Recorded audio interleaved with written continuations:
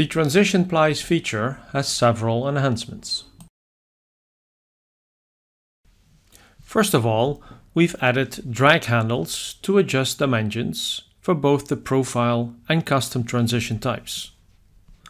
With a large list of plies, you can also hide the draggers within the custom type.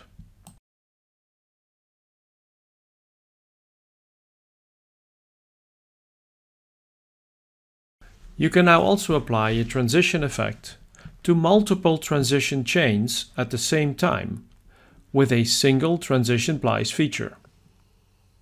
Applying the same transition definition to multiple chains that are common to the selected plies and cores. When switching from profile to custom type, instead of resetting all dimensions to a 0 value, we now convert and provide all offset values as defined within the profile type.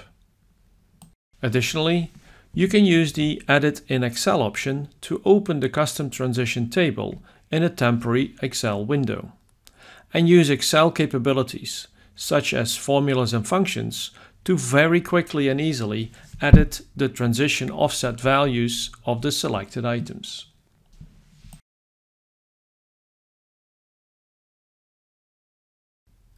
In case not all plies are successful, the system stops regenerating at the first failing ply. You can now use the Identify All Failures option to identify all failing items and get a better understanding of the situation. A potential resolution can be to switch to the custom type and easily remove all failing items with the new right mouse button menu option. This will then leave all successful items in their original position, allowing to keep them as intended.